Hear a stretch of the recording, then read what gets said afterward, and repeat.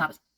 Kadangi jau 10 metų, šiemet sueina 10 metų, kai aš nebevalgau mėsos, dėl to mano gyvenime atsirado daug įvairių įdomių receptų ir patiekalų.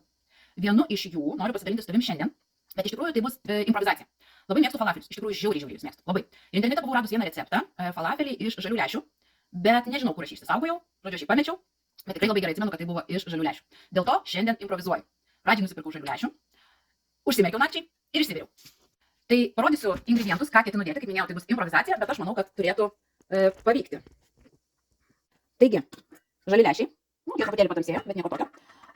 Toliau pakepinau, žinoma, morką su svogūnu, lęšius tuoj sutrinsiu, petražolės, kiaušinis, kaimiškas, močiutės ir speltos miltai viso grūdo, druska, prieskonio. Tai dabar viską susimaišysiu, tuomet sudrėkinus rankas darysiu tokius mini mažus kotlečiukus ir kepsiu juos orkaitėj.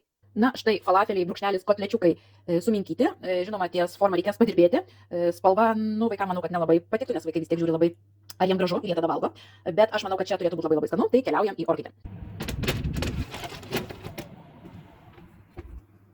Na, štai ir iškepė mūsų kotletukai, falafeliukai, bet kol aš prisiruošiau juos nufotografuoti, liko tik tai tiek.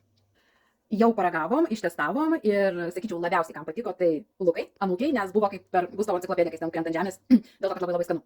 Tai va, išvada mano būtų tokia ir rekomendacija kitam kartui, kadangi, kaip minėjau, čia buvo eksperimentas. Tai kitą kartą visgi kepčiau ne orkaitėj, o ant keptuvės, kepu ant kokosinio aliejaus, jeigu kažką kepu keptuvėje, ir būtinai padažiuko. Tadzikį galbūt tiktų arba kažkoks, tai nežinau, jūsų mėgiamas, nes gavosi šiek tiek sausoki, bet čia pirmas kartas, tai, žodžiu, rekomenduoju, išmėginkit ir būtinai pasidalinkit, kaip pasisekė ir ar patiko.